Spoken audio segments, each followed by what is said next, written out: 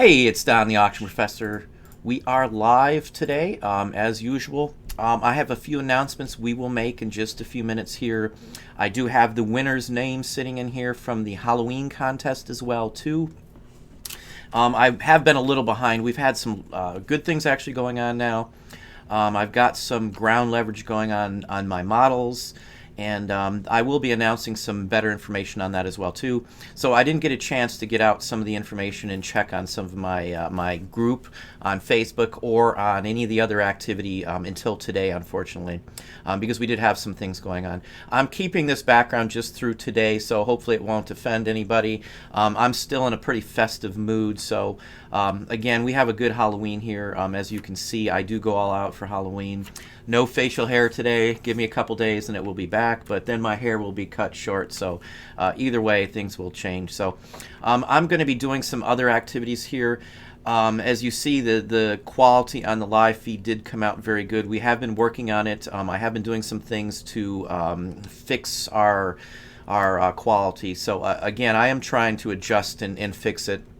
I can't do anything about the inability to get online on sometimes, so if we are late, it is due to AT&T's terrible internet service. So anyway, but I'm going to call out the winner in case she is on. Cindy Yarrington, you are the winner of the original piece of artwork. I will also send you a postcard. I sent you an email just a little while ago, just for a request for your dress, and I will get that out as soon as I have that. I do appreciate everybody. I had quite a few emails, more than I've had for anything else, so I was really kind of happy that people were interested. So again, I thank everybody who did send one in, which was several dozen actually that I did get this time. So again, I was very happy with how many responses I got. And again, I did give away a piece of original artwork from one of my postcards. I do have new postcard designs out right now too, and I'm going to be giving some of those away in the next couple weeks. They're going to be Christmas-oriented ones as well. And just to throw this out here too, I had somebody ask, it's Halloween's over, what do you do with Halloween? For the most part, I leave up Halloween all year round. I never worry about it. Same thing for Christmas. All of my Christmas items stay up all year round. Now, like if it's Easter or something, it may be a different story. You can put it in inventory if you've got a store, and just leave it there until it's time to list again. So just FYI, for those of you who aren't aware of that. I'm going to touch on a few other subjects here in a few minutes, but let's call out everybody here so I don't forget anybody. Things have been very hectic, as I said, so this was a last minute, get everything ready. I was ready 3 minutes till 7 to have this rolling, so if that gives you an idea on how closely I cut it today. But again, this week has just been really, really busy. We've got a lot of good things going on. But let's call out some people here. Disney Family 515, as always. Pedlin Profits, welcome. Aaron Klug, welcome. I got Tracy Johnson. Costa's here. Let's see. Jaded Gypsy. Black Crystal Dice. Mike Donnelly. Let me go down just a little bit farther here. Diego, welcome. Yeah, you missed the Halloween, Diego. I saw your message. I just haven't had a chance to get back to that. Yes, congratulations to Cindy. Yarrington, again, is the winner. Yarrington, however it is pronounced, I do apologize. Kathy, welcome. Susan Algid, welcome. Crafty Reseller, David. Rubino, sorry, I apologize. Daryl Holder, John Carlson, Thomas Lerzer, let's see, Uniquely Me, I'm sorry. And that is it for right this minute. I've got almost 40 people on, so we will just touch base with a few things here. Now, this question was brought up because I did address on the Halloween live show that if you offer free returns that you get any negatives removed. Well, I just want to go over that again because I had several more questions on that.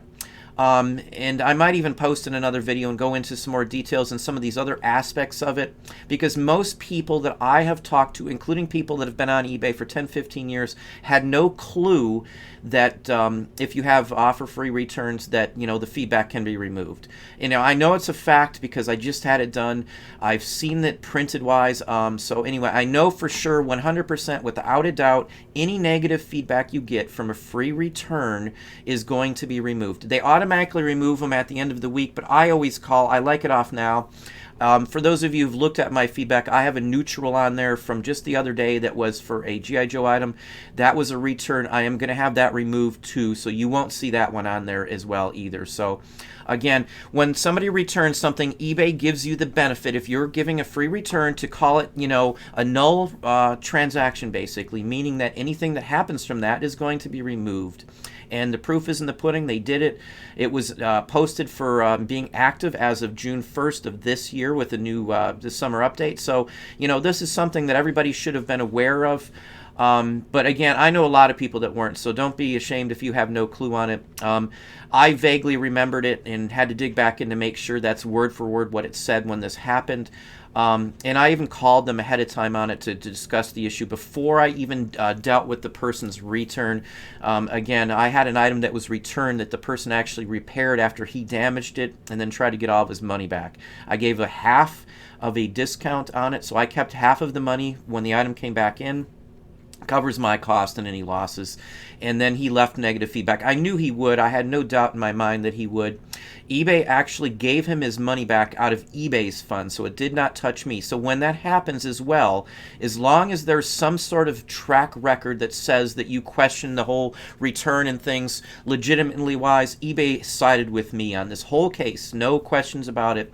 The gentleman sent a picture of the item that was, supposedly damaged with tape on it and glue in the image. So eBay knew that he did something to it. So regardless, they gave him his money back, which I could care less. I don't think he deserves it, but, that's eBay's policy. I kept all the half of it myself, as well as the postage. So, I'm not really out much at all on that, but I can't sell the item the way it is. So it's just going to get chunked in a big lot of damaged items. So anyway, again, just one more time.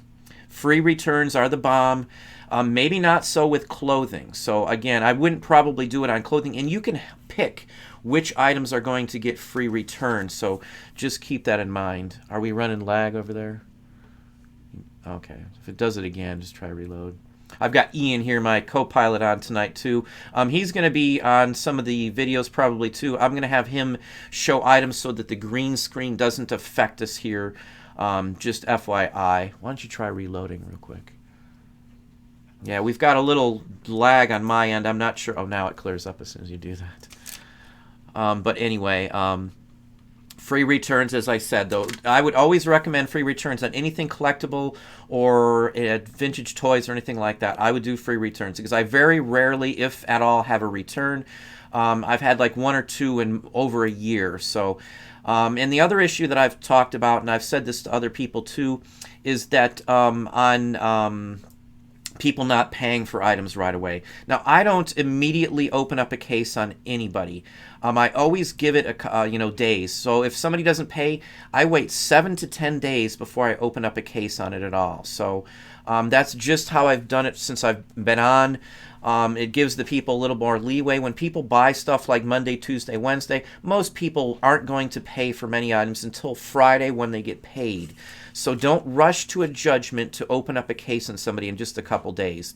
We're not Walmart, you're not Kroger's, you're not a department store that demands money on, right off the bat. Some people may not even know they want it for a day or two because of their work schedule. So again, take that into consideration. I would never recommend a 2 or even 3 day open up a case or set it that way. Now, some people do it that way.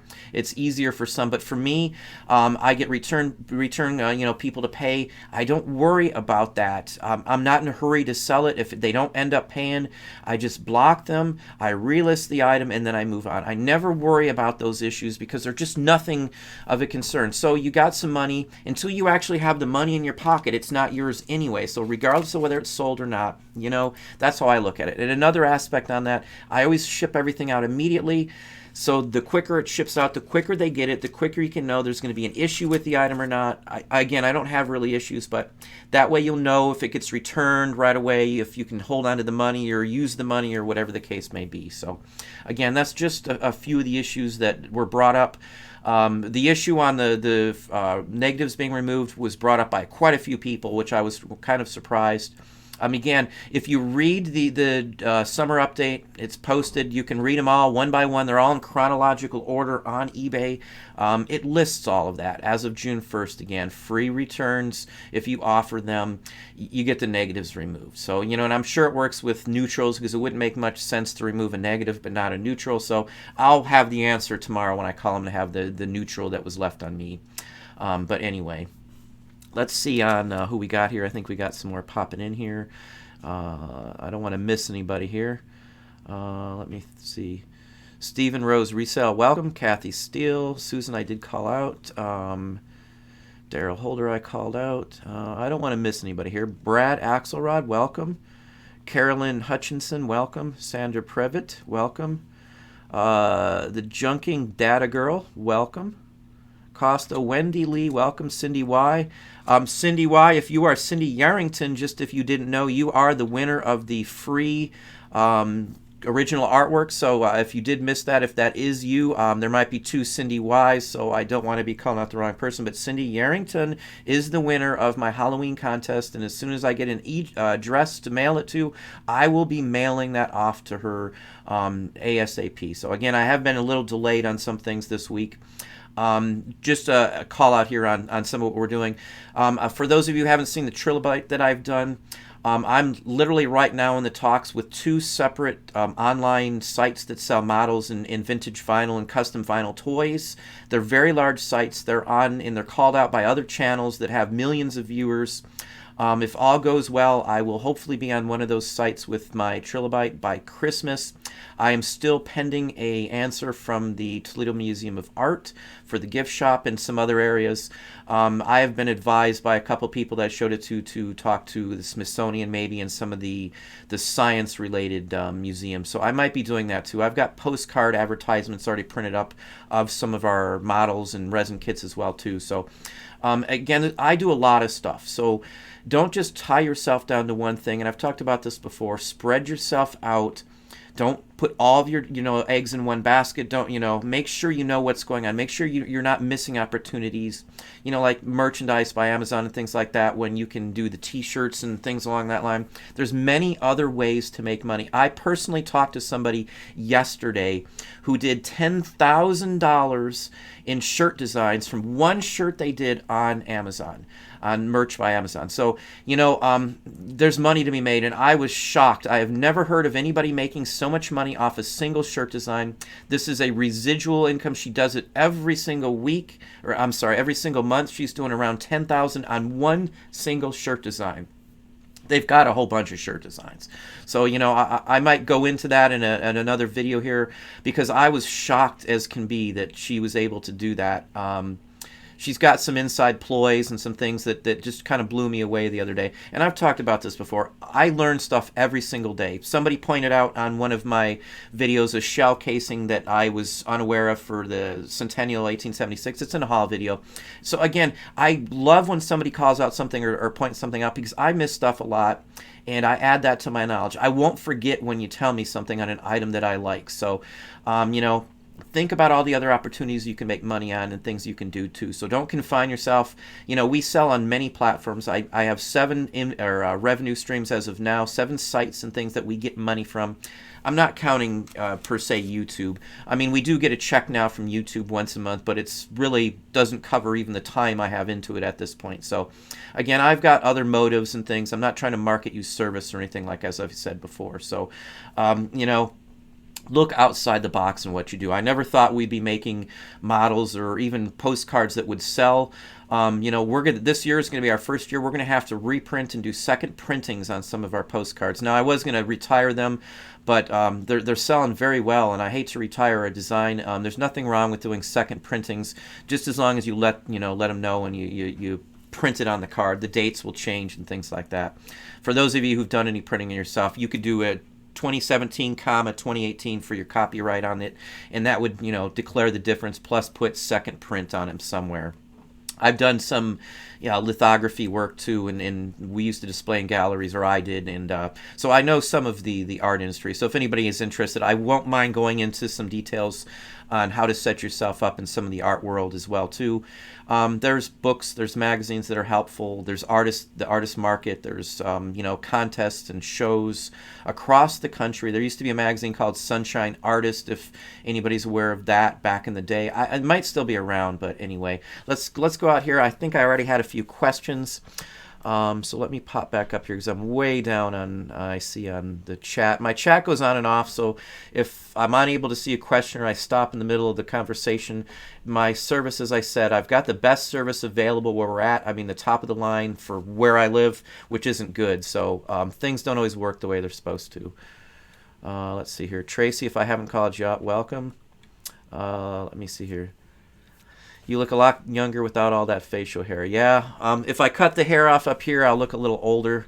I do dye my hair, for those of you who are curious. It doesn't bother me if somebody knows, honestly. It's for my personal opinion. I feel younger. I don't want to look at myself with, a head full of gray hair. I had gray hair when I was like 20. I had some coming in. So, for me, I've dyed my hair for, 18, 20 years or better at least. So anyway. Welcome, Jaded Gypsy, Black Crystal Dice, if I haven't said it. Mike Dinley, I came across a bag of hundreds of Pokemon cards at the Goodwill. I'm not familiar with these cards. How do I sort and know what any of these cards are worth? It's going to be a very tedious task. Pokemon cards, if you look at the bottom, there's some numbers on the bottom of the card next to like a little diamond.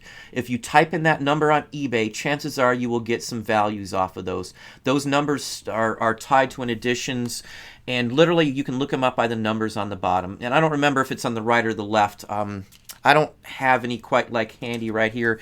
But one thing to be worried about on some of the Pokemon cards, I have stacks of hundreds of bogus Pokemon cards that were, I don't know, knockoffs or whatever the case may be. I'm not really sure what they are, but there's some fake ones out there too. So just be cautious on them. There's some like Blue Eyes White Dragon or White Eyes Blue Dragon used to be like a high-priced ones. The holofoil ones are usually better ones. But again, look at the number on the bottom of the card. They're all different. Those are like fingerprints to that card. And again, they tie to the edition as well too.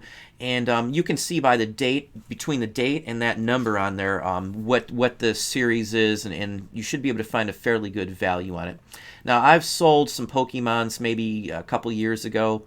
On average, I've got probably a couple thousand here that I bought months and months ago that I haven't even looked at yet, just because they were dirt cheap.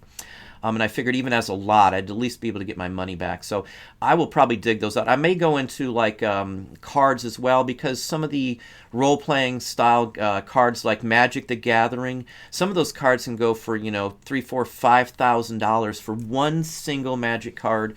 Again, as I said, we've sold some Pokemon cards for, $20, $30 in the past. It just depends. There's a set that's like it's like body parts. I think there's 5 in the set. Somebody out there might know it, and unfortunately I don't know the terms on all of them. I just use that number on the bottom of the cards for the most part, or type in the name of the character and make sure you have the right version, because they've reissued some of these. They're official cards, but they may be from, a second or third edition of the series, or however they mark them out, because they do different runs. My kids watched Yu-Gi-Oh! And Yu-Gi-Oh! Was pretty much kind of the same way. Maybe I'm mixing up Yu-Gi-Oh! And Pokemon. That could very well be. I know I've got a ton of Pokemon cards. I do believe Pokemon and Yu-Gi-Oh! Both have numbers on the bottom, if I'm not mistaken. So anyway, hopefully I didn't confuse you there. I'll actually write that down, and maybe I'll do a video just on that, because I do buy and sell Magic cards. And Magic cards, as I said, I always get good money out of Magic the Gathering cards. And I mean always. But let me just write that down here. I do keep lists, and I do track when I get a lot of questions on things. So I've got a list of probably maybe 60 different video topics that have been brought up or discussed. And I know maybe you don't see a video up right away, but I rotate through them. I do pull out the ones that have the most amount of people asking about them before I do it. But I do keep track of all these. So if you holler out something on a topic, or you question it in a YouTube video, chances are I wrote it down, and I do have a list. I know a lot of people have issues, and maybe they don't know what to put out in videos, but I have no issues on, putting out what kind of topics. I've got a ton of lists of topics. I could do bolos for a year, probably every day of the week, and not cross the same items twice. So there's just that many things that we get into.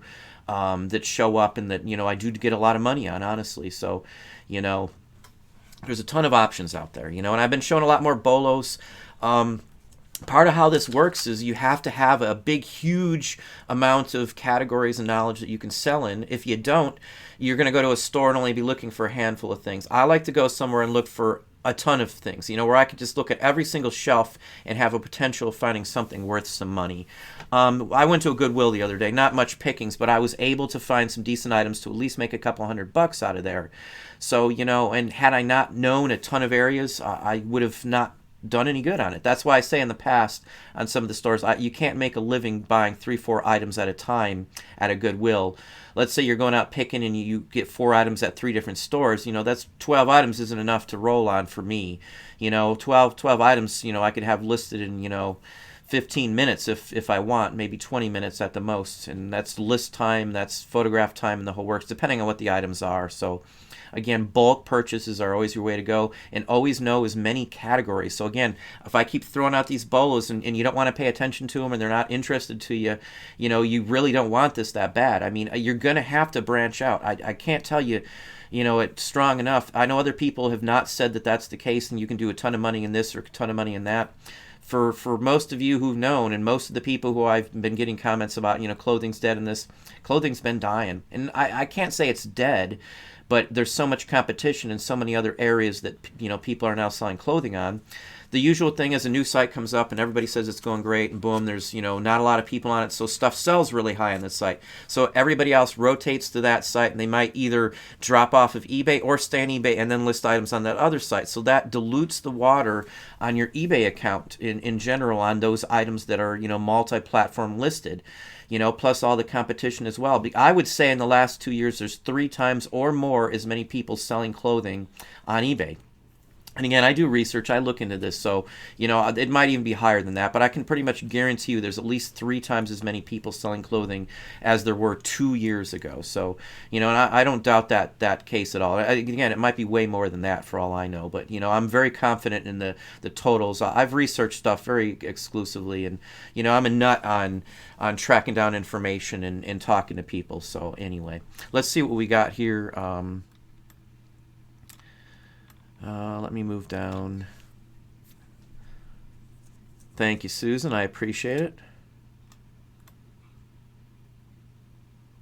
Uniquely me, thank you. Good evening, John Jones. Reseller Rambo, glad to have you.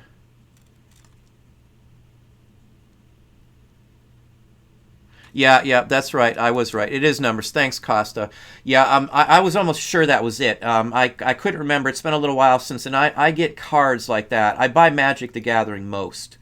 Anytime I see Magic, anytime I see them on Craigslist or my pickers have them, I always grab them. I don't care if I've looked through them or not. If they're $5 or $10 for hundreds of them, sometimes I get big, huge lots. 5,000-6,000 Magic the Gathering cards, and that's not a lot if you know cards. I get the 500 or 5,000 slab boxes that have multiple rows in them, and that's what I usually see. Now you just have to know a little something about them and be able to buy them cheap enough to make it worth your time. Because again, there are a lot that are only worth half a penny or not. And there's sites that just sell, trade, and swap Magic the Gathering. There's sites that do that for Yu-Gi-Oh! And there's sites that do that for Pokemon. But again, those numbers that I was talking about are the key to all of those cards. If I'm not mistaken, they're all made basically by 1 or 2 companies, and they all have the same set standards where they issue numbering systems for the cards. Not only just for the people who are collecting them, but for them themselves too, from what I understand. So anyway. Yeah, one card might be 4/102nd. That's how many I think you find out of a certain amount of card or something like that. Like 1 out of 72. Like if you're buying a box or a case of something, they have insert cards, and the odds of finding a specific card are listed on some of those too. So anyway, hopefully that's what the case is. Brad, yep, welcome. Let me see here. Sandra Pravite. Kriviti. I'm sorry if I'm pronouncing it. I'm terrible on names, as I've said. We'll say Sandra. Love your videos. Been on eBay since 1990 and still learning from you. I learn from people all the time too. So again, there's never a day goes by that you couldn't learn something new to help your business. So the key thing is to always be learning and researching. I say research everything, and that's not just researching the items you're selling, but that's researching new categories, new items, new ways to sell, new search criteria, things that you can pull up. Checking your listings on a Google search too is always something I do.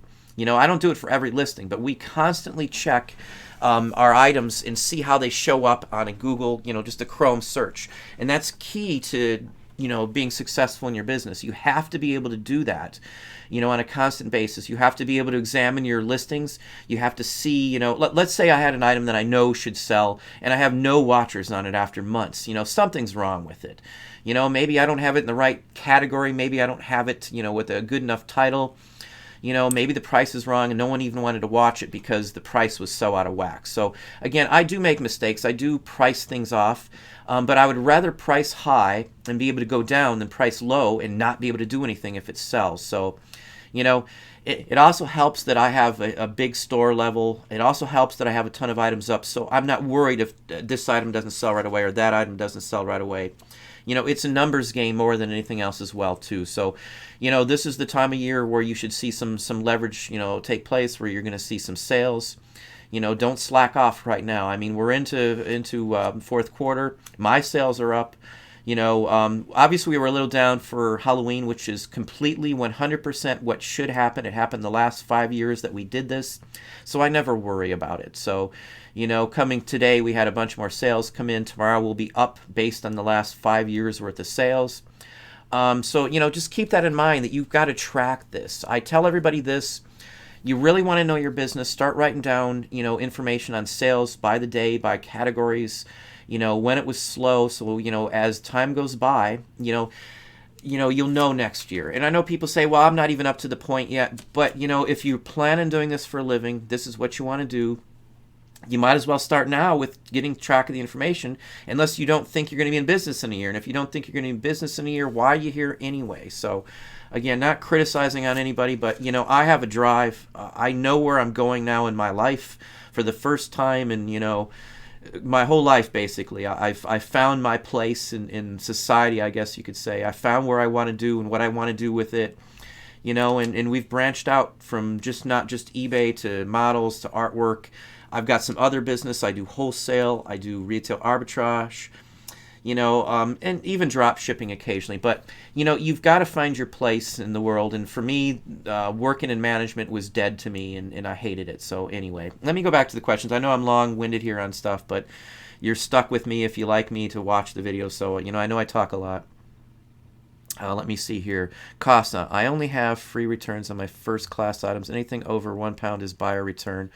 Will that hurt my store rating? I'm 95% first class.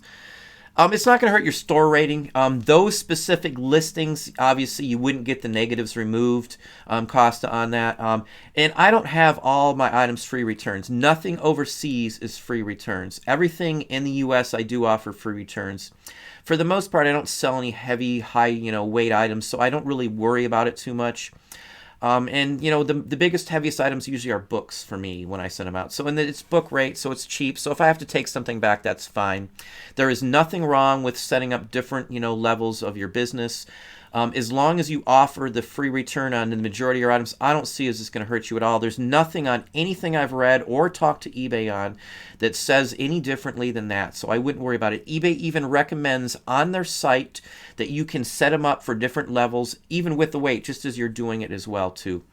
It just depends on how you feel about the business and what you want to do with it. For me, I just offer free returns in the U.S., just across the board, flat for anything pretty much. If it's a heavyweight item, I may put a separate shipment policy, return policy on just that one listing and that one listing only if it's something heavy.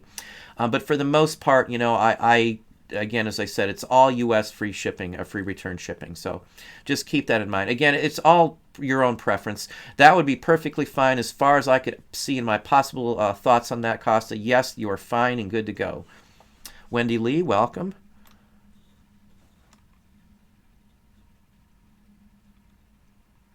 Yeah, Sandra, on jewelry, that's an iffy one. Now, I personally haven't had any jewelry returned. I don't sell too much, 14K. Most of my 14K items with real diamonds or real stones in it, they go to a specific the jeweler in town that actually buys from every other jeweler in town. If you call around, there's only one or two jewelers or I guess scrap buyers in the entire city, wherever you live. Chances are that's the case. That melt down their own, and they pay the most out of the city. I take all of my scraps to him.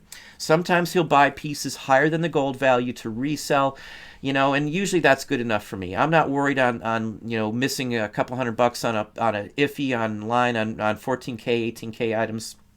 For me, I pay so little for most of them if I'm lucky, or I just don't buy them, that scrap value's fine. There's other issues you get into with that. Again, there's nothing wrong with selling any of that.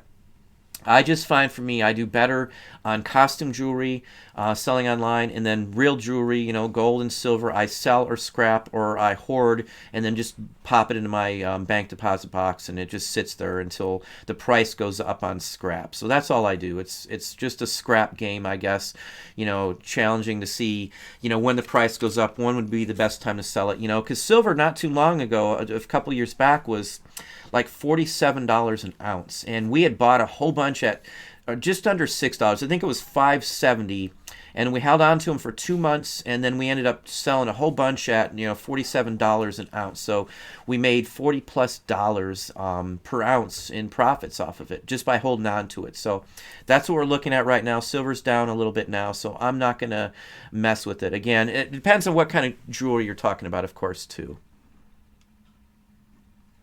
Carolyn Hutchinson, heard about you from one of Katie and Vicky's videos.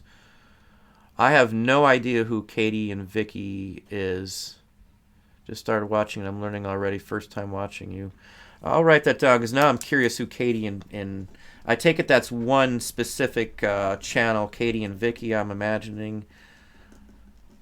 And I don't know what Boss Group is either, unfortunately. These days I don't watch many videos from anybody else, just because I don't have much time. It's fourth quarter for us, so I'm lucky to get the videos out that I do for myself sometimes. But again, I don't watch many people. Nothing against anybody else, but I'm full-fledged business these days. I don't worry about any of the other stuff. I mean, I haven't even watched the Craigslist picker, which is one that I always watch, and I haven't even watched him in his last 2 or 3 videos. Nothing against anybody. Again, as I said, I just don't have the time anymore to mess with it. But I appreciate it. I'll check out their channel as well myself, just curiosity's sake now. Let me see here. Michael Whelan, welcome. Saigon111, welcome. I called out Junking Data Girl already. Jennifer Peltier, welcome. Duncan VR, welcome again. Selling paper items, you never know who your buyer will be. Just sold one old letter to a Scottish Earl. Yeah, paper items I sell to famous people even. I had a Delta Burke photograph from a TV show that she did like in her first year in acting, and she bought it from me. So if you know who Delta Burke is, one of the Golden Girls, she sent me a real nice leather. I didn't ask for an autograph. I probably could have, but I never do that either. So we've sold to Bill Clinton. His Harlem office bought a radio bench from us. I've sold to a lot of famous people, honestly, and we've sold to, government officials. I sell to a ton, and I do mean a ton of colleges, with professors who have multiple books out, things along that line. And most of the material I sell like that, it's going into a research project. I've sold some to a national gentleman who's actually on the Antique Roadshow for a military advisor as well, too. So I do, and I sell to people that actually have books and, that they publish themselves and that are, known in certain fields. So, you're going to get to know some people, and with all luck, you're going to have similar items, and you'll get to actually know enough about these people to know a little bit about their life too. And that actually helps you, know who your clients are, to know, things that you can sell, things that they might look for. Again, don't share any personal information, like contact information with anybody on eBay as well, so you don't get yourself in trouble. But Well, good to hear, Cindy. Just send me. I sent you an email, Cindy. Send me an email with your address. Sorry, I'm just now getting down to it here. As I said, I'm always talking too much, it seems. But send me an email with your address, and I will get that out. Just tell me which one you wanted, A, B, or C as well, so I know which one to send you. And I will send you a postcard of that, if the actual printed work as well, too, so you can see the difference. You're going to be the first one. I will do another one, probably something for Christmas. It may not be one of my postcard artworks, but I was debating on doing a couple videos on some time-lapse illustrations, so I may do something if we get some call-outs on a topic. I might do some videos on that as well too. But anyway, let me slide down here, and here we go, losing it again. Let me pop back up to the top. Hang on just a second here. My screen just went dead on me, and I can't see any chat again. Here we go. It's back up. Well, thank you, Costa. Again, I've got some action figures, like 3 3/4-inch Star Wars action figures that we're working on right now. We've also got a couple TV show-related items that we're working on. Now, these are all unofficial. They're going to be like fan-created items, but there are abilities to market these mass-wise, even selling multiple copies of some of them if they're limited. Now, most, like Marvel and stuff, I know Disney owns them and all, but they don't go after people. You can see, like, Funko vinyl, as long as they're altered images, you're fairly safe to sell them. Don't do any knockoffs, and don't try to do creations. We're going in routes of things that, you know, don't exist now, because then no one can hit me with the copyright. They're from scratch items that I create myself too, like my Trilobite one. I mean, I'm, you know, just out of nowhere, it's one of the ideas that I created. So, you know, there's a ton of stuff other people can do. You just have to have some basic knowledge, some basic skills, and, you know, do some research, and you know, you can come up with other items to sell and make, honestly. I know people that just make stuff and they sell it on Etsy, and, you know, they make, you know, a pretty good share. They live off of Etsy, making actual creations in their house. There's somebody on my same street that does it, that, you know, has more packages going out, you know, a day than I do on some days. So, you know, her items don't sell as high, but she sells a ton of them, so she makes up for it with the amount she sells. So, you know, it just depends on your abilities and what you want to get out of this. I mean, as I said, this is my calling. This is what I'm going to do till I die. I can guarantee you that. You know, because I'm able to go with it. I'm able to change my business to, you know, address my sales if they go down. I know what I'm doing very well these days. So, you know, and again, I'm not trying to brag or anything. This is what I want to do. This is my life. So anyway.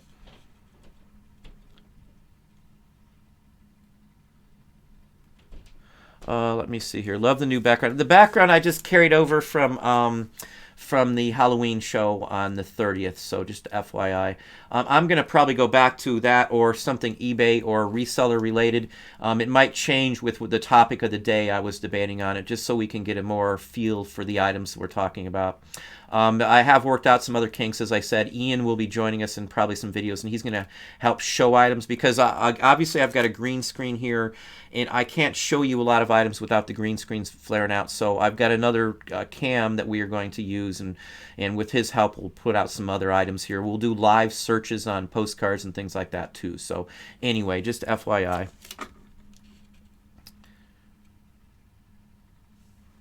Let me see here. Daryl.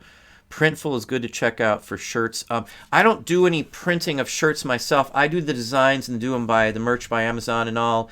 That is your best bet, because you have nothing into it. It costs you nothing. Those are the best bets. Once you've sold your first limit, then they add on the more. You can get more designs. Once you hit that total, then you can add more and more and more. It's a spiraling thing that hopefully goes out of control for you. And as I said, I personally know somebody, not very well, it's somebody acquaintance we've talked to from YouTube actually, that does over $10,000 a month in one single t-shirt design. So, you know, that's crazy money, and she's got, you know, dozens of designs at this point. So they all don't sell that high, but it only takes one. You know, I was floored away when I saw that, and it's an actual sales. I looked at the item. I don't have permission to share any of this, so maybe in the future, if I would have somebody on my show or channel, I might have someone like that on, because it's something that I personally am interested in doing. This person, she's not interested in marketing or courses, so that's another reason I might have her on. She does it on her own. She's done t-shirt design. I've done t-shirt designs. I worked for a printing company, and we did silkscreen back in the day. So, I did a 5-color and a 6-color silkscreen wheel. For those of you who know, where you've got the flash heater between to dry the ink between each one, and multiple colors, you had to line up them all in the whole works. But anyway, enough about that. But for those of you who know, shirts are good. Shirts sell if you get the right design. You're in the money. Again, 1 in 1,000 maybe hits that mark or anywhere near that, but still, you've got a chance.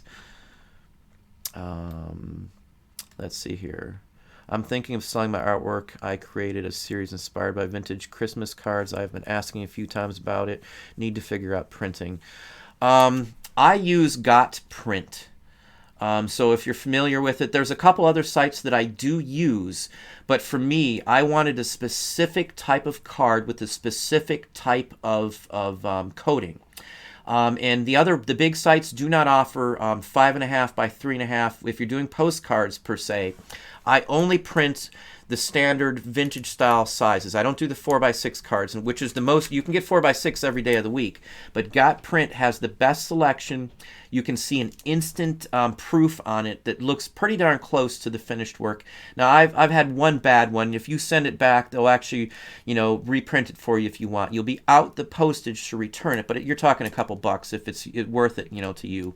So again, I've had one reshoot that I've done in all the years, and the several years that we've been doing postcards. So if you've got the talent and you've got the experience to look at it and to be able to use the graphics program to set these up properly, you shouldn't have an issue. And like Got Print will send you, or they have, templates, so you can actually import a template into, like if you're using Illustrator or Adobe Illustrator or something like that. And I have several graphics programs. I even go back to old school. I use Corel Draw sometimes even these days, just because you can do some bit animation. And I also use Anime Studio now. I've been actually playing around with that, and I've talked about this before. I'll probably be throwing out a few 10, 20-second animated clips in some of my videos as well too, if anybody's interested. Maybe just segue from one topic to another. But I did that in the past. When I was a child, I did them. So I worked for Disney. I actually applied for the animation, so I have a draw to it. I love doing stuff like that. So anyway, even if I don't make money, I still do it. So anyway, let me see where we're at. Well, thank you, Amy Medina. I think this is the first time I've seen Amy on. Welcome.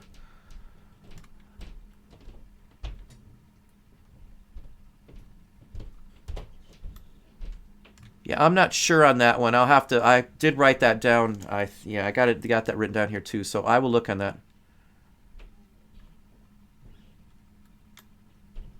Where are we? David Rubino, unfriending now. That's your call, I guess. I dye my hair too. Yeah, I don't have any problems with it these days. I could care less what somebody thinks.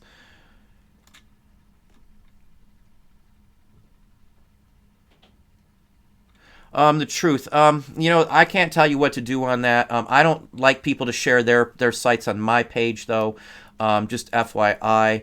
I do share mine, but we do have a second account too. I have not had any, bad issues with anything on it. I do what I'm supposed to do. I follow the rules. If I take a ding from some, basically an idiot who's trying to scam me, well, that's the breaks that's going to happen once in a while. Just FYI, there's nothing you can do about it. You're going to get scammed on eBay at some point, no matter what. Even if you're not sharing any information, it's just going to happen to you. It's happened to me several times. So,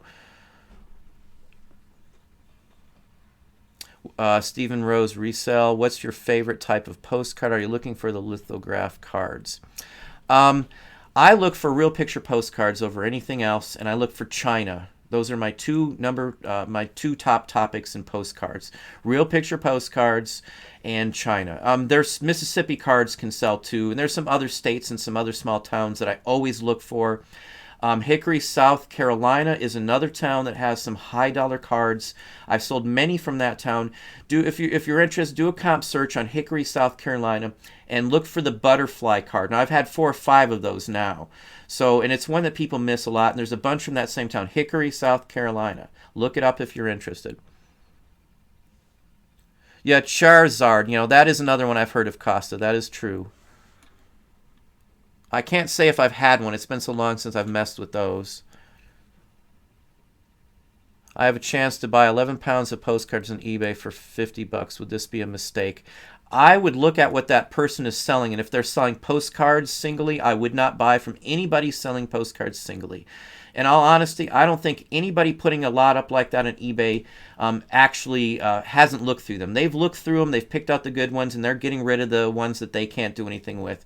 Anybody who would mess with postcards that I know of is going to pick out all the good ones or research through them to pick out the, the high dollar ones. That's your call on that. I can't say that you won't make money, but most people I know who buy big lots of stuff like that find out the hard way that most of it have been looked through.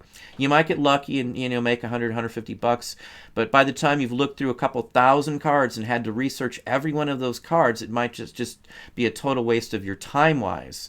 If you've got a ton of time and you don't mind wasting the time, you can make some money, but you're going to have to look through every one of those cards, comp search every one, and to give yourself an idea. Now, you don't have to have an identical card to say if it's worth money. You look at the specific town or city that it's from. Like a New York City card, for the most part, none of them are worth much. A San Francisco card, none of them are worth much. It's 1 in 10,000 cards from San Francisco may be worth messing with. For the most part, the rest of them are junk. San Diego, the same thing. Washington, D.C., similar issues. So just keep that in mind. It's usually the small towns that didn't have a lot of cards printed in the first place. Small towns that were small in 1910 that are big now have a huge following, and those cards are usually worth more than other cards. Just because now there's so many people in that town who want historical items from it, but back in 1910 it was a small town. There may have been a handful of people living there, so those are the ones that always turn out to be worth the most. Hickory, South Carolina is one of the reasons that's worth that way, because there wasn't a lot of people back then. There are now.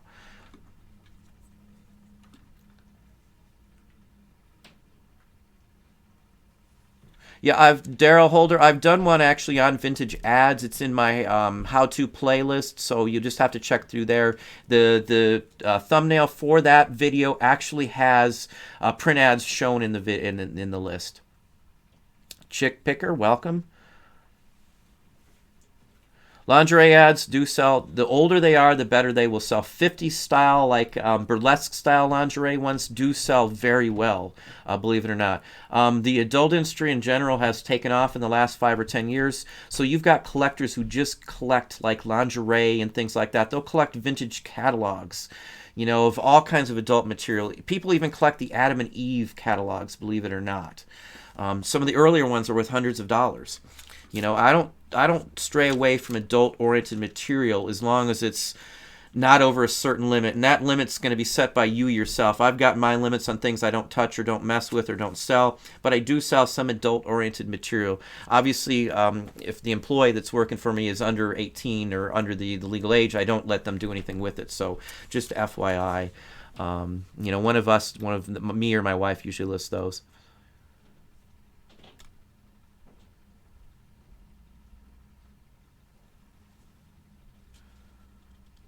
Polishek, thank you, welcome. Richard Johnson, can you share where some of your art may be at Disney World? I love, if in Walt Disney World, in the Magic Kingdom, there is a behind-the-scenes tour that you get to go down and see the tunnel system and see back. The second you get off the elevator from that tour is the main entrance to the Fantasyland employee area for attractions. There's an 18-foot mural that covers the main hallway. Maybe it's a little more than 18 feet. I know it's 18 feet, but it's sitting there. It's all plexiglassed in. It's the first thing you see when you take that tour on there. And also, if you go to the McDonald's on iDrive, you're going to see it's the world's largest, or it used to be. It's a 2-story McDonald's. I actually painted most of the characters in there for a lady named Marsha Mylander. All the characters in that building were painted by me. All the ones you see on the wall, the ceiling, even the ones you see in the main lobby that are 20 feet from the ground. I stood on a ladder at midnight painting all of those. So those are two of the bigger ones that you see. And like on my one in the Magic Kingdom, if you see, there's some videos like behind the scenes tours. You can actually see that in some of the videos that Disney puts out in some of the booking. And for the McDonald's one, there's a video on the biggest, or the geez, I can't remember the exact title, but it's on the Food Network, and it covers fast food restaurants that go above and beyond, that carry higher end stuff. Like the McDonald's on iDrive carries pizza and all kinds of stuff. You can see some of my work in there. And there's another one on the Travel Network that actually shows some of those as well too. It doesn't mention my name, but you can see my artwork in there. If you take the behind the scenes tour at the Magic Kingdom, and you come out of the elevator from the Fantasyland elevator there, it has my name really big across it. I got paid to do that. I worked for Fantasyland at the time. That was a big stink too, because I was not in the artists union at the time, and my boss got in a lot of trouble apparently for that, and he still let me finish it. He took the grief. I know he got in some trouble because somebody from R&D or Art R&D came over and sat in the office and talked to him about it, and then right after that I was pulled in to discuss it. So anyway, most of the time it's all unionized, any kind of artwork on there, and very few people get permission to paint the characters, for pay for Disney. And not only did I get permission to paint the characters, but Fran Kirsten, which was head of ink and paint at the time, and if you look up her name, you can see her name in Little Mermaid and some of the movies. I knew her not really well, but I knew her enough to deal with her. She supplied all the paint codes and the color codes for all the characters that I used for my mural. So every mural character and status that I put up on that wall were actually the actual colors used to paint the cells. And at the end of the day, I got to keep all the containers. I ended up selling those all on eBay. I had 626 cell animation ink little jars, and I got like $32 to say 40 or 50 a piece for them. But I painted I painted them to match the attractions in Fantasyland. So you've got Snow White, Dumbo's Flight, Mr. Toad had already closed, so it's not Mr. Toad, but it's that kind of characters and all. Maybe I'll post a picture of it, because it was actually in the Eyes and Ears, the Disney employee newspaper as well too. So it's been published in a few areas too. So anyway,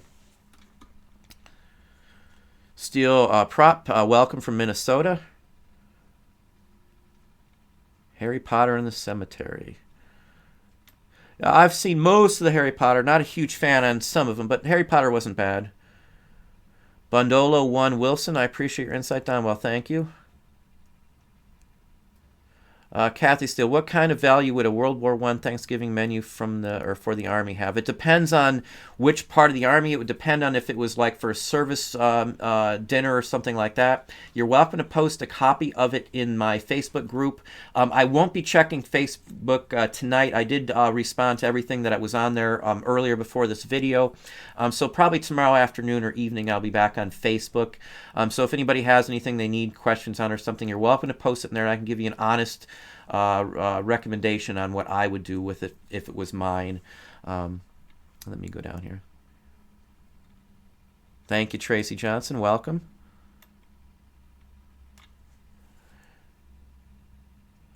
Stay for good. eBay is so slow in views and watchers. Have you the same problem, friends?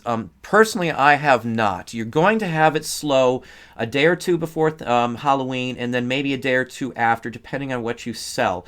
Most people spent some money on Halloween, so you're not going to have as many sales. I would say at least 30% of people that were probably buying slowed off to do Halloween events. I mean, just go down a street during Halloween trick-or-treating and see how many people had their lights on. It's half the community. So those people probably weren't looking online for a day or two. They were setting up. If they have small kids, they're not going to be doing eBay or buying stuff either. So don't panic this week. You've got a holiday, basically. I consider, Halloween a holiday for, the general purpose of it. Thanksgiving, you could be slow on too. And actually Christmas, the day before Christmas and maybe even the day after, you're going to be slow.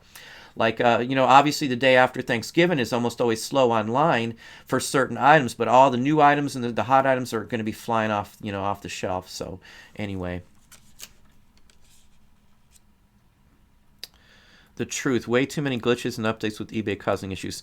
I know they had a ton in June, as we said, and I've showed, I'm still having some effects from them, but it's not really hurting me. I have not seen any glitches or any issues that affected me. In fact, now that I with the free returns, with the negatives being removed, that's actually a plus for us. And they're doing other things too, believe it or not. I had...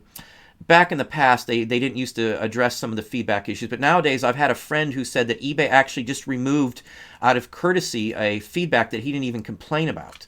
So, they are looking at some issues. They do realize, from what I understand, because when I was talking to the eBay employee about that return and for sure wanted to have confirmation they removed the negative, she explained some things to me, and we had I was on the phone for like 20 minutes with this person, going on and asking questions, because I pay for this, so I'm going to ask whatever I want. That's what they're there for. So, eBay is aware of, what they've been doing and, the wrongs they've been doing to the sellers. So I personally see it fading back towards our side, or a fair and equal playing ground for the most part. So at least from my aspect of it, I don't have returns. I don't have the slow sales. I don't have, people leaving, awful feedback for no reason and things like that. It happens once in a while. You're a business. It's going to happen to every business. But for the most sake, I don't have any issues with sales right now. As I said, I was just a hair down, but we've picked up today. So, I'll be up and above and back to normal, by tomorrow at the latest from everything I can see. Sandra, I sell mostly costume and Native American. It just depends on the jewelry, I guess. I can see with the Native American, if you're selling like a squash blossom necklace, nice sterling with some turquoise or something, you might get some scammers on that, because you're talking, $300, $400, $500 piece. Or if it's a name brand designer squash blossom, it could be, $1,000. I've seen them sell for almost $2,000 for a couple real nice ones from a well-known, say Navajo artist or something along that line. So, it just depends on the jewelry itself. Anyway. Hang on, I just lost my chat again. Let me get back to where I was. Jada Gypsy, yeah, save onto the silver, save onto the gold. I save gold filled, because when gold goes up, gold filled goes up, and you get way more out of the gold filled. So I always save gold filled every time I get it. I almost never hawk that in. Brian, the Oak Brook Picker, welcome. Glad to have you back. Junking Datager, I'm going to list a few vintage cards. I noticed color age in the paper and some glue from an envelope, not actually on artwork, but on card. Yeah, it just depends. I don't worry if there's some damage or something stuck to it sometimes. I'll just list it if it's a good card. Most people want the face of the card. So if the back's a little damaged or messed up, just like Victorian trade cards or any paper, bookmarks or things like that, they'll live with some issues with the backs of them too. Now there's ways to fix it and clean it up, but you'll have to investigate those too. Bill McCabe, well, thank you. Barnstar Vintage Treasures, welcome. Well, a clean cut would have short hair, but I am going to get my hair cut this week, so you will see it a little shorter. I used to have it down to my waist for many years, and I think I'm beyond that at this point. I just get aggravated when it gets stuck behind my back. Plus, people think I'm a hoodlum for some reason. I do wear a lot of leather, but, just my preference. Dimes to Dollars, welcome. Thank you very kindly.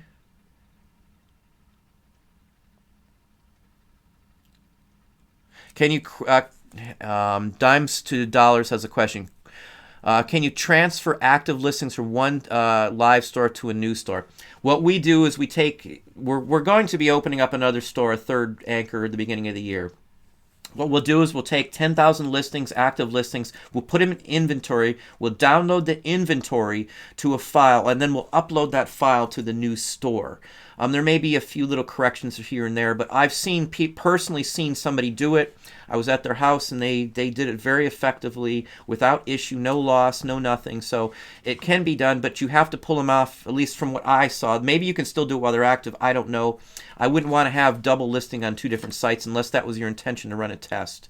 But you back them into inventory, which means they're not active, and then you download that file, and then you can upload the file to your other account.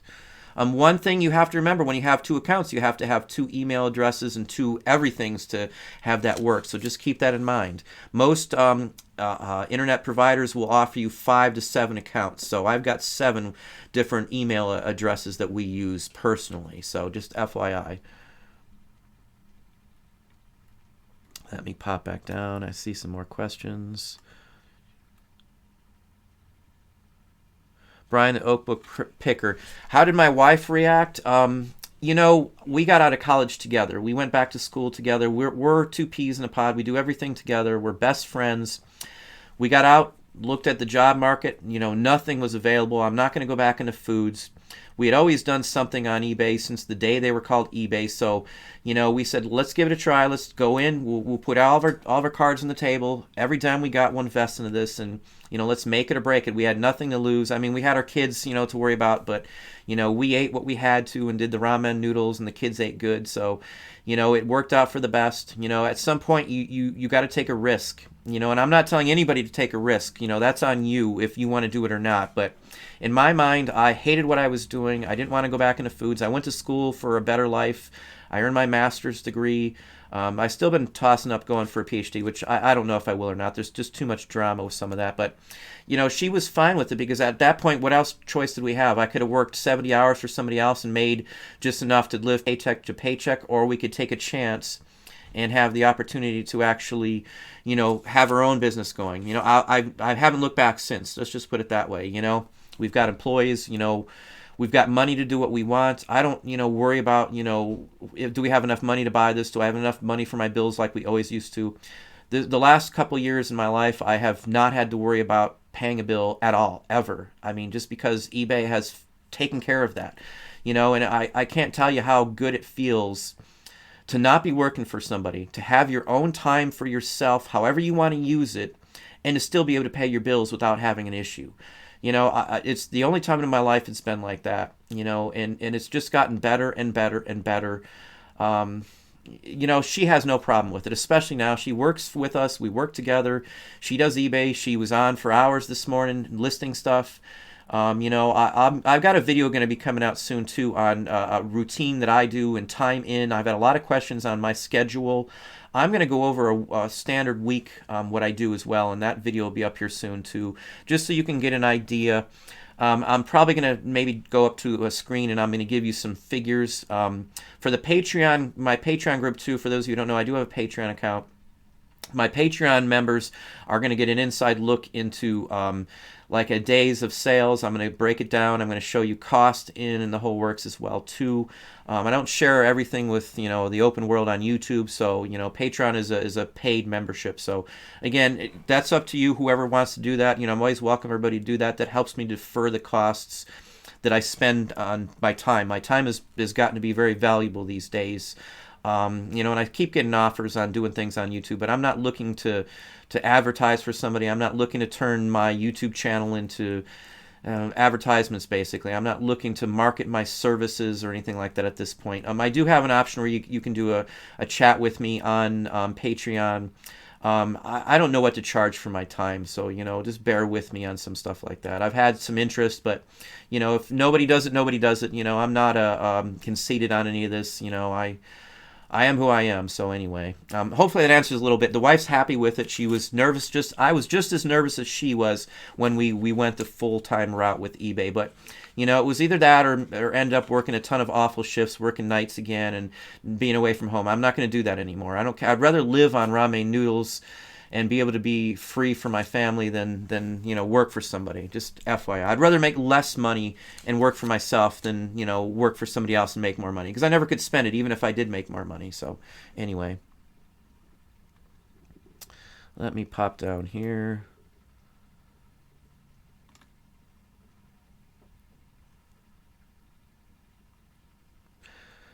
Bundolo 1 Wilson. Don, have you ever hit the wall? I mean, find it getting harder to source items? Honestly, no. In my Patreon video, I've already got some shot footage. You're going to get to see some inside on my backstock. And if you see the backstock, you know why I don't worry about sourcing. I've said this, throughout the summer. I bought a ton of merchandise. I've got this stuff setting. I've got so much stuff sitting here in backstock that I've got stuff even sitting on the floor now where I never would have had it, just because we bought up everything. And I've got 50 boxes of sealed stuff that we moved, and I still haven't even unpacked it yet, of stuff that's good, worth selling, that we went through and got rid of all the stuff that's not and donated it. So I've got so much backstock. It's all collectibles, so it's not something that's going to lose value. A newer item or a t-shirt or something like that could go up or down if it's a new item or not a collectible. So backstock is key to making this work. I honestly thought, try to figure out how much backstock I have. I possibly could list for a whole year and not run out of stuff to list, if I count my records and all that. So, I don't run into a wall with any of that. I can't say as I've ever thought of it in that aspect of it. A week doesn't go by where I don't have an opportunity to buy a ton of merchandise. Sometimes I pass, just because I've got so much of one area, unless there's something really good in there that I can yank out one item, sell it really quick, get all my money back, and then just put the rest in back stock to set there till I get a chance to get to it. So let's see where we're at.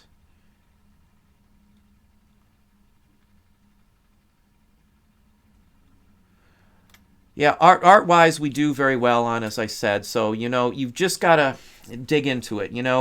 There's many different things that sell. Abstract sells, and almost anybody can do abstract. It helps if you have some basic art skills, of course. But, there's people I know that just know graphics. They can't do a lick of drawing by hand, but they can mess around with alter images and things like that. And you can come up with some really nice designs, even if it's just for shirts. As I said, you're not losing anything if you're doing shirt designs and you've got nothing into those designs. You're out nothing. You're out your time to sit there and design them. And oh geez, I forgot what. I have the wrong PC here. I was going to tell you what program I use for graphics. Clip Art or something like that. I can't remember the name of it. It used to be Manga Studio, but I think it's Studio Clip Art or something along that line. They changed the name. I use that. I use Corel Draw. I do, take my artwork and port it. Sometimes I actually digitally do some of it on the system and do some backgrounds and things just because it's a lot easier. But I draw them all out by hand originally with, examples and test shots and to make sure I get the color right before I do the finished example. Just FYI. Printful prints and ships the items you just upload your design and link it to you.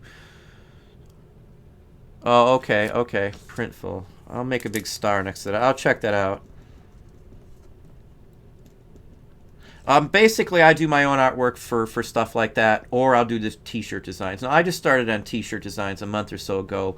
We hit our first mark so we could up our amounts of shirts. So, anyway.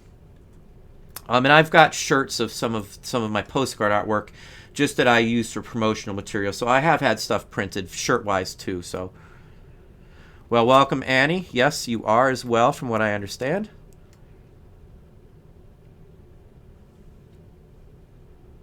Yeah, I've went through the gambit on the other printers as well, too, and Got Print had the best options for me. And again, it just depends on what you're looking for. If I wasn't looking for 5.5 by 3.5 postcards, I may not have went with Got Print.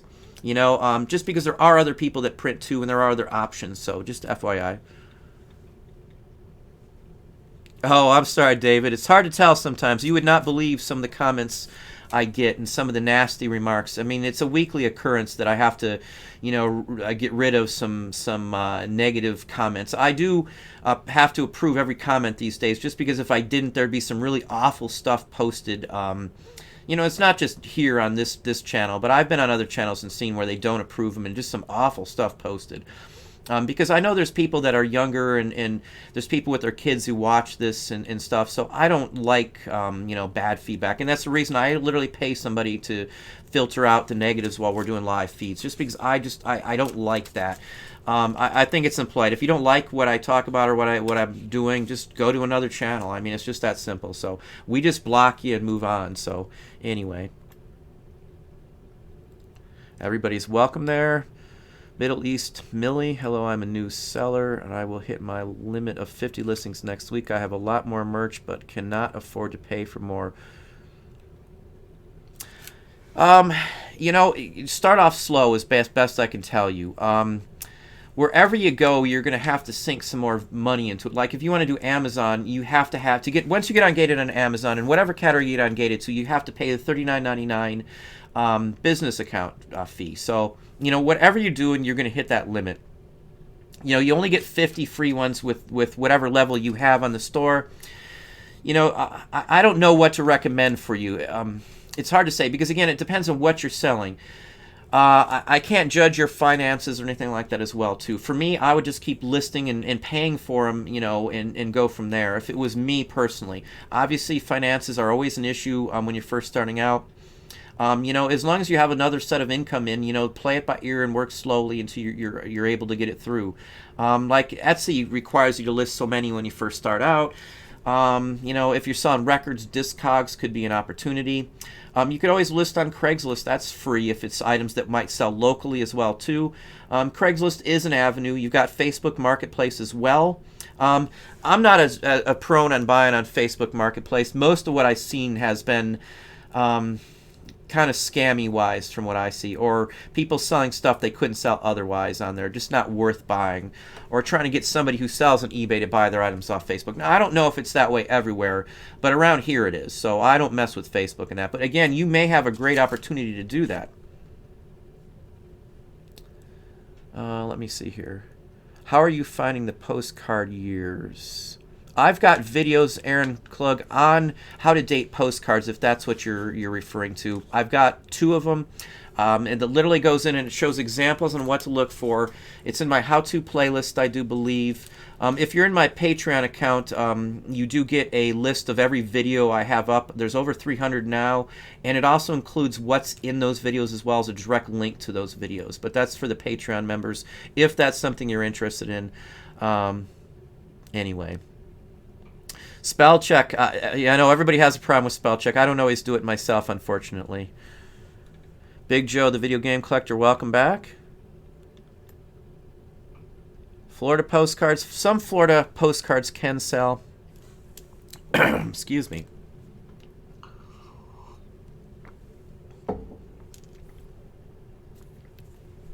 Well, thank you, Icy Profits. I appreciate the super chat. It's always good to have that. I always forget it's even there, honestly. I'm bad about that. But I do appreciate it. Let me slide down so I can see. Well, thank you very kindly. I do appreciate that very greatly. It helps to fund me to be able to do these channels, actually. So I have some of those ads. Florida postcards can sell. It depends on the small towns go very well. Keys to the Kingdom, is that what the backstage tour is? Disney Family 515. I know it's in the tour because I've had friends, and I know that they actually plexiglassed my artwork. I did some work for Small World as well, and a little bit on Peter Pan's Flight, but that was about it at Disney World itself.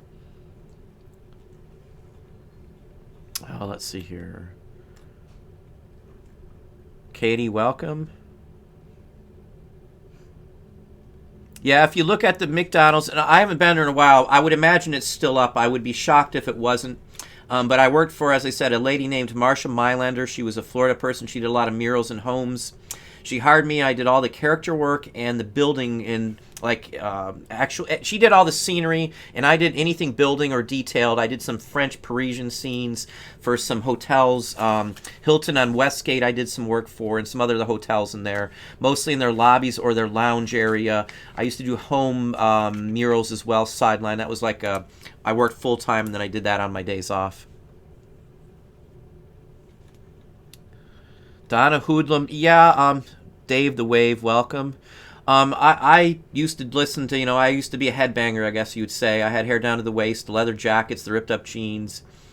I'd go to Whitesnake concerts, or I've been to Aerosmith, and, I wasn't a good child for a while in my life. My father passed away at 17, so, I had an escape. An escape for me was doing things that, maybe not the best things to have done. I'm not going to go into all that, but, my life's totally different nowadays. I have no offense to anything, but I did my share of bad things back then. I still don't mind long hair. I don't think long hair makes a person a bad person, but you should see some of the looks you get when you have long hair as a guy, especially this day and age anyway. I do better business-wise with shorter hair, if that makes any sense. Jerry Rayner, welcome. Not too important. Does anyone happen to know if there is a seasonality to crafting supplies? Construction paper prices jumped from $1 to over $7 today. Yeah, that is seasonal because a lot of crafters make projects and things for Christmas. They will make ornaments, even like when school comes back into session. A couple weeks before school starts, sales in craft paper, things that kindergartners will use, goes up. Christmas is one of the #1 areas where people make stuff just for the season craft-wise. And I've talked about it before. I know people who make hundreds of items through the summer, and then they'll sell them just for Christmas and make thousands of dollars extra from just little tiny knick-knack things. You know, like folksy items even. Stuff that's not even, that doesn't even take a bunch of talent. And I'm not criticizing these people saying they don't have talent, because they have talent to come up with this whole idea to make $10,000 in 3 months on extra time. You know, it's just, it's available to anybody. You just have to have a little knowledge, but the craft stuff always seems to sell for us. I sell a lot more damaged and like bulk lots of stuff for Christmas that people make ornaments out of, especially like damaged Christmas items and things like that. So anyway, let me see where we're at. Charles Keys, welcome. You're welcome, Brian. Is there a way to cross-list from eBay to Amazon other than manually listing them? There is programs, but we looked into that, Charles. For the program that we would have to use, the price for these services are based on how many listings you have in their system. So for us, it would be like $1,700 a month for the service that we would have that would automatically list it. And for me, I would just manually list it. We'll either list them at the same time. I'll list like a record. Sometimes I may list on 3 sites at once: eBay, Amazon, and Discogs. Or I may just do eBay and Amazon. Or sometimes we'll just list them on eBay. We'll do them as a 30-day listing. At the end of the 30 days, then I'll have another employee just grab them off of a spreadsheet that I threw together, and they'll just copy and paste the title into Amazon and then pull up the photo from eBay. There is no auto adjusting of photos, so to save myself time in adjusting the photos, I always use the eBay photos. I adjust them on eBay and, you know, crop them down or whatever I want to do, and then I'll upload or download those from eBay real easily, and I've showed that in a couple videos as well too, and then I just up them to Amazon. It literally takes just a few moments to do it. You click sell similar on or copy item on Amazon, and then it's just boom, boom, boom, boom. And usually when I'm doing Amazon, I'll have like 5 eBay listings open and 5 Amazon, and I'll do 5 in a row, and then just click submit, submit, submit, submit, submit, and I'm done. That's just me. It's what works best for me. I can't say it works good for everybody else, but that way I'm downloading a certain amount of images and re-uploading them all at the same time and stuff. So anyway, hopefully that makes a little sense. For those of you who don't know Amazon, you know, I might touch on it. I have been working on some. I just don't want to give out too much information on my Amazon account. It's the only reason I haven't thrown anything out there yet. And for those of you who don't know, it's a world of pain trying to have 2 separate Amazon accounts for basically the same business. So, you know, they don't like that. They don't want that. So it's a lot of work to do. So anyway.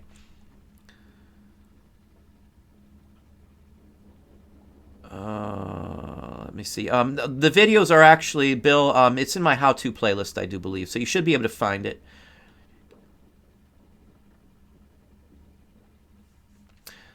The option is there, Costa. It's going to be like, I think I wrote down 20 minutes, but it'd probably be like a 30-minute call. I don't guarantee anything on any call. I can't promise anybody I can fix what you're doing because I can't be there and see it. So, you know, just take that warning into consideration. I will give you my honest, truthful impressions. I'm very blunt and straightforward about everything. So, you know, if you're interested in it, I don't mind helping out. I'll give the advice on what I would personally do. Now, what somebody else does on anything I say, that's your call. But whenever I give advice out, it's what I personally would do. No lie, no mischief in that. That's what I personally would do with the item. If I quote you a price on something, that is honestly what I personally would put on it. And you can look at my prices. When I quote prices, you can see that that's the range that my stuff goes in. So, you know, I'm not just pulling a number out of thin air for the most part. So, thank you, Jennifer.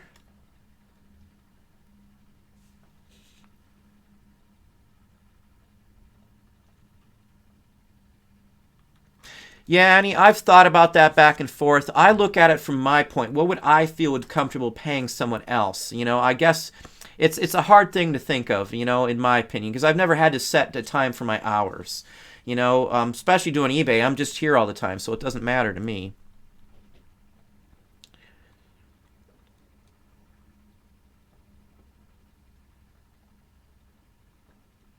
Regarding the distressed cat, dog, and pig trade cards.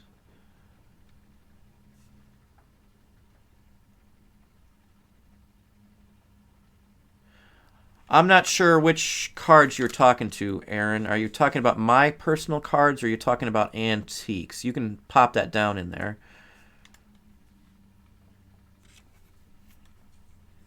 Let's see where we're at.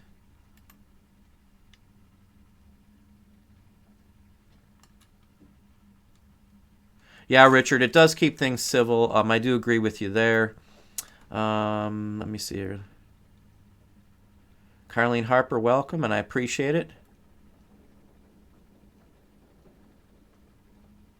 40 pounds on a 1698 document. That would be probably, what, $64 US? Is that somewhere in the ballpark? You are from Sydney, if I'm not mistaken. I think your rate is pretty close to the British sterling pound, if I'm not mistaken. Thank you very much. I appreciate it, Middle East Mill. Jen B, welcome. Patreon-wise, if you want to see the extra videos that I upload, it's $9.99 a month. And again, it helps. I do one video a month, and I put out some other information. You got access to some forums, and you also get a complete breakdown of every video I have as well. It's in a spreadsheet. It's 50 pages long, just FYI. And there's other forums and some email. And I'll be adding more each month as it goes by. And if I hit $250 goal for a month, I'm going to do another video. So there'll be 2 videos.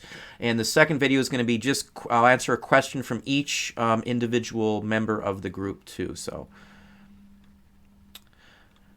okay, that is what it is, Disney Family 515. I had not heard that title before. I don't remember what they used to call it before. It used to be called something else back when I worked there.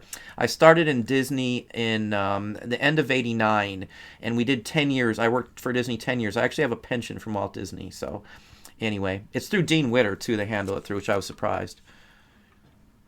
Let me see where we're at.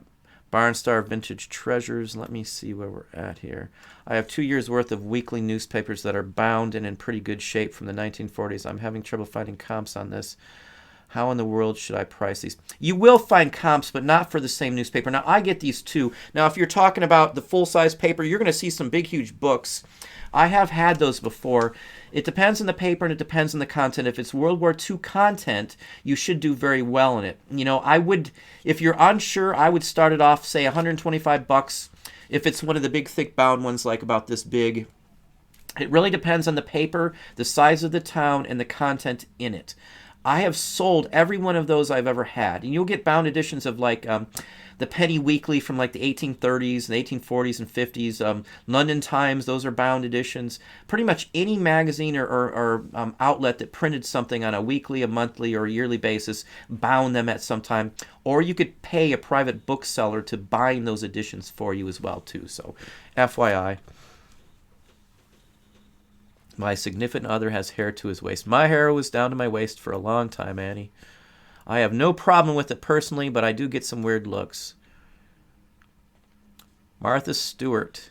Very interesting name. Crushing it on vintage Christmas items. Yes, we always sell our vintage Christmas items. This, as I said, is the time of year to do it.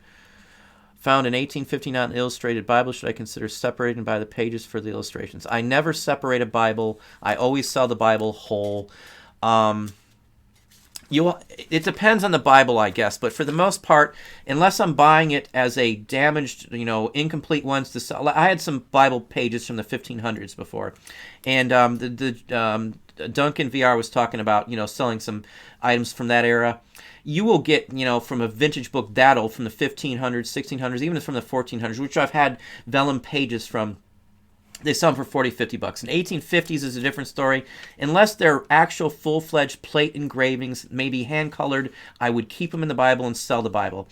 An average Bible from the 1850s, you could list in the Civil War section. If it's a pocket one, they always sell quickly in the Civil War section. If it's not a pocket edition, you can still sell them online as a whole in the religious section.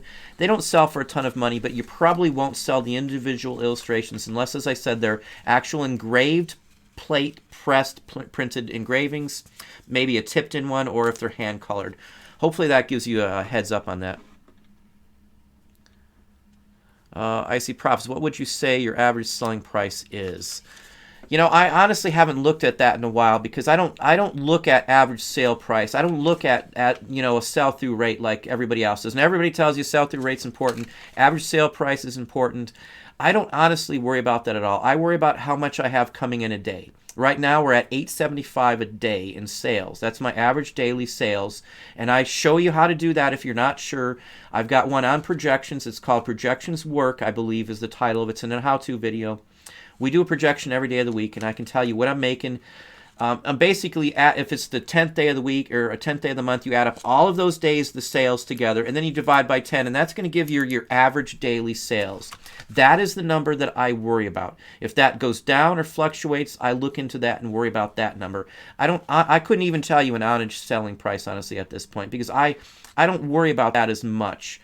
I mean, I could sell stuff and only make a $4 profit on 100 different items that I've got nothing into, other than the 5 cents in listing or the 4 cents if it's in my first free 10,000 listing. So I don't honestly worry about that. If you've been on Amazon and you used to do FBA books or you do FBA books, back in the day, your bread and butter on FBA was cheap books, $5 books. You could sell hundreds of those on a day if it was a good day. So the bread and butter back then, I never worried about a sell-through rate, and I learned that from selling on Amazon. Now, I know it's not that way with every area and every category. You've got to be able to flip so much when you're first starting off. When you've got a mess of stuff up, I only worry about my daily sales average. And I partially do that because wherever I've worked in the past, I was a regional, I was a general manager, I handled multi-million-dollar stores. The only number that mattered was our daily average sale or weekly average sale, because those numbers are compared to last year's. Year over last is what you're looking for. You're looking for an increase, like in a restaurant, you want a 3% increase over last year. That's an average for most industries, 3% or higher. So you're not worried about a average daily sale, even in a restaurant with a gift shop. The gift shop doesn't worry about that. They're doing hourly counts, hourly totals of sales. This hour we need to beat last year by so much percent. So let's say 1 hour you're doing $1,000. Next hour, or the next year you want to do more than that. So those are the numbers that I compare. I honestly don't have a number to give you for my average sale price. I used to worry about that, but these days I just worry about, as I said, my average daily sales. $875 is my number for that as of right this second. It's $875 and like 63 cents, but I don't round up or round down. It's just $1 or it's nothing. Hopefully that answers your question. Not trying to avoid it. I just honestly don't keep track of that. Melissa, I do appreciate it. Thank you very kindly.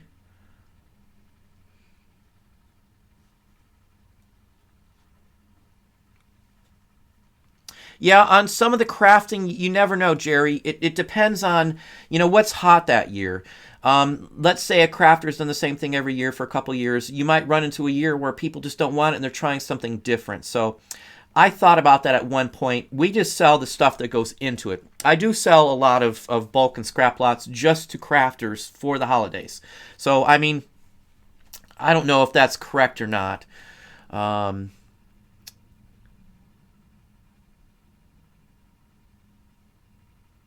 Yeah, Jerry, though, it can be a big bolo for many people. It just, again, depends on what you find and how you can find it. I find it hard to find for the average person those type of items. If you got a source, it's the bomb, though, of course.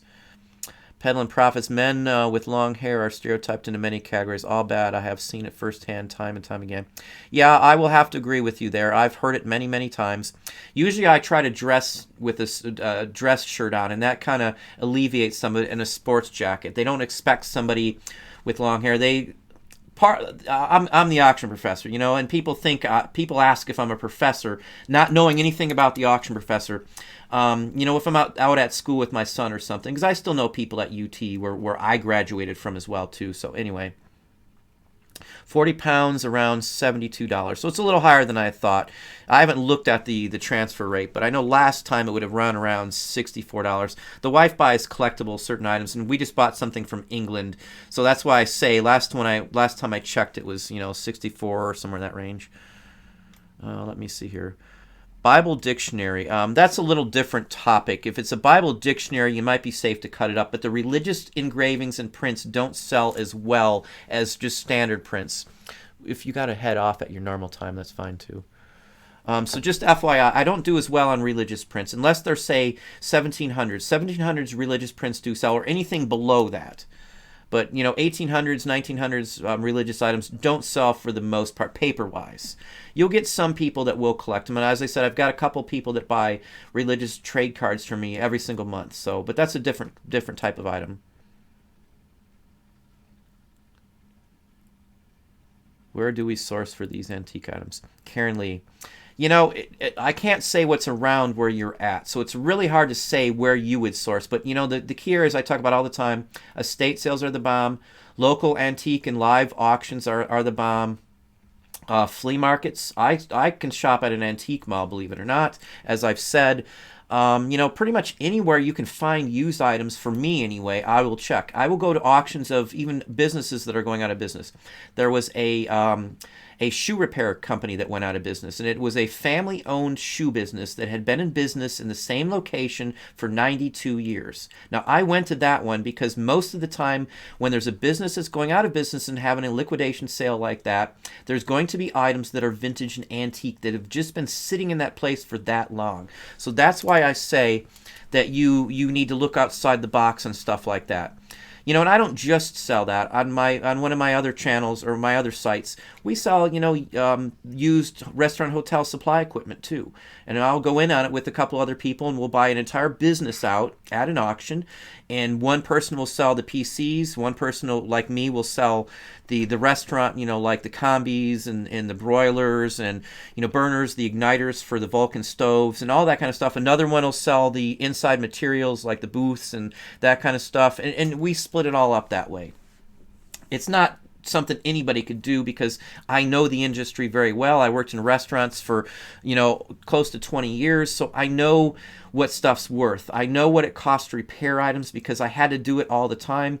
As a regional, I had to approve for, quite a few stores every purchase they made over a certain amount. So I know what all this stuff costs, so I have an insight on it. And I also have sources that I can sell it without having to put it online. Some of it, not all of it. Some of it goes online too, but anyway.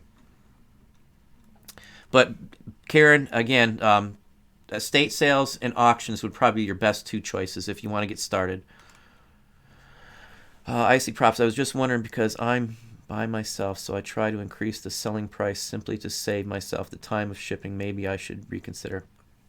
By yourself may be a totally different story, Icy Profits.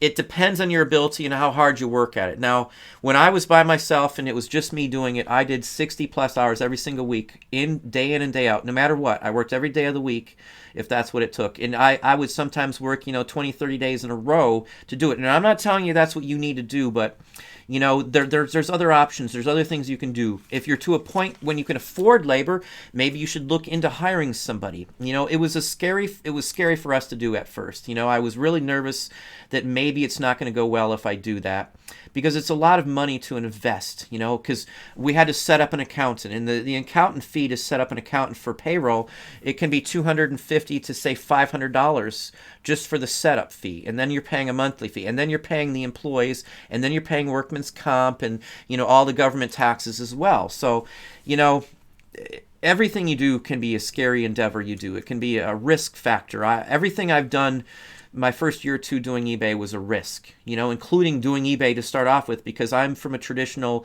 work, 50, 60 hour week as a regional or as a general manager or assistant or whatever position I had at the time. And I'm going to working for myself is a scary, scary thought, because you have no guarantees on anything. You have no set paycheck coming in. You could break a leg and all this other stuff. And that's another reason I tell, when you get your business going, get yourself a BOP. It is the number one thing I would recommend anybody doing. A BOP is going to protect you from injury and all these other issues. I've talked about it in many other videos. I think I even have a video just on a BOP, business owner's policy. If you don't know what that is, research it. It will save you a world of pain. Insurance is the bomb for me. I love knowing that I'm covered and I don't have to worry. It's part of having a worry-free experience doing business in general. Any kind of business you do, almost every business in the world has a insurance policy. So get yourself a BOP. So anyway, I'm at my peak personally considering hiring someone and not worrying about it either. Be careful is all I can tell you. Make sure you can cover it. Get somebody you know and see if you can get somebody personally, a friend or somebody that might be willing to just do a couple hours or something. Or check out a university and see if you can't get an intern of some sort, a couple hours here, or advertise for free at one of the colleges on a board. You'll have to work around their schedule, but most of the people who work here are teenagers who go to school. My kids especially, even too. So, there's other opportunities. I understand you're thinking about that too. So it may be important for you to raise your average sale price. But again, if you can't find the items, your average sale price means nothing. That could be your bottleneck, not being able to get better items. And I don't know what your sourcing is, so it's hard to say what your bottleneck is. But, for many people, that can be the bottleneck. That could literally be the issue that you have. So anyway, I'm going to have to step off the screen for just a second here, and I have to apologize.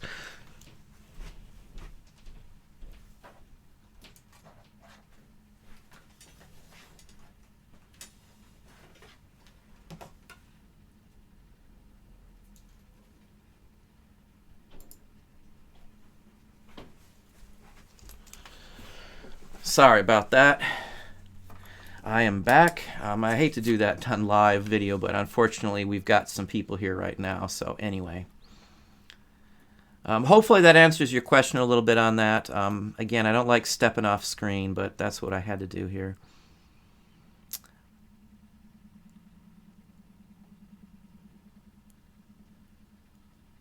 Annie was in Ohio and you drove by. There are a bunch out here. There's one on 75, Jeffries. I don't know which way you were driving through Ohio, but 75 is the one most people see. It's called Jeffries. It's in Dayton, Ohio area. I get people in UK to source postal history documents for me, and then I sell back to UK buyers. Even though I am in Sydney, the pound is better than the ounce dollar. Yeah, it can very well be. You are correct. We have pickers, as I said. You've got basically the same kind of thing going as we do, too, so... Jeannie Elred, thank you very kindly. Yeah, this is just a Halloween background. I'm going to try and switch up some of the backgrounds here, just FYI. So trying to give some different options and some different things here too. So anyway. Yeah, Annie, then you probably saw Jeffries on 75. I have sourced in that antique mall and gotten some really good items. Last time I was there, I got 2 hand-colored prints, actual engravings from 1818. I paid $2 a piece for them, and I sold them each for $78, like within 2 days of getting them. I have an inside information on them all. It's the only reason I know some inside info on some people that sell there. I don't know them personally, but I've been lucky enough to find some scores which led me to that specific place. So that is a good place to go. Mike C. What do you do when a buyer messages you with a sob story and begs you to lower your price? I don't pay any attention to it. Honestly, everybody can come up with a sob story, and most people aren't as honest as they used to be in my personal experience dealing with people. You got a bottom line. You don't go below it unless you feel comfortable enough to do it.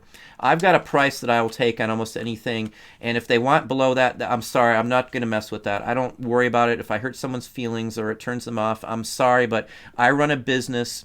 You've got to take and separate business from emotion. So if they're upset or there's an emotional issue, that's not business oriented. That's not a business decision. My business decision says that I make so much money on that item.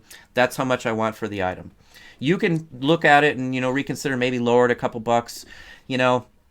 Basically, if somebody makes an offer, I'm not going to counter at my lowest what I'll take for it to start off with. So if you counter back and they say, would you do this? It may have been in my limit in the first place and they think I'm doing them a favor, but I'm really not. I'm just going up to a certain amount that I would take for it and then selling it for that. So anyway, hopefully that makes a little sense on that. I don't pay for, Dave the Wave, I don't pay for any advertisements on eBay at all. All I do is the discount markdown option in the promoted sales. It used to be called something else. I don't even pay attention to the names. It's under promoted in the seller hub, and I just do that. I do a discount off the price, you know, 10, 15, 20%, and then it'll also send out the newsletter at the same time. I don't pay for any promoted, because if you're selling vintage and antique, you can pay and advertise all you want. You're not going to get a good sale or any good sell-through rate on it unless you sell it. And if you're selling it, chances are you could have sold that item anyway. Collectibles and antiques, it takes the right person online. It's not like a shirt that there's 100 of them out there, the same shirt, or a pair of shoes that 20 other sellers have. Something like that, you're going to have to probably do a promoted listing on. But I don't have to do it on vintage and collectibles. There's not many other sources to get the items from. So if they want, let's say, a roller skating label, they have to come to me because I've got the majority of all of them that are up for sale anywhere online. So, you know, I don't do that. It's just not worth it, you know, because most of the time it would have sold anyway. If you're doing a discount, like the free discount where you're just marking them down, do them by how many watchers the item has. If the item has 3 or more watchers, I only do a discount for those because I know I've got the price wrong if they've been up for a long time and haven't sold. So hopefully that gives you a little idea on that. But I'm going to have to cut it short here. We're actually past the time. But I'm going to cut it short here. I'm going to have to step away. My help had to leave. He has school in the morning. So I'm going to send you off, and we will call it quits for tonight. Again, I'm sorry it's a little awkward here, me popping off screen here, but we're going to end it tonight. I appreciate everybody being on. I've got more videos coming out tomorrow, and we will go from there.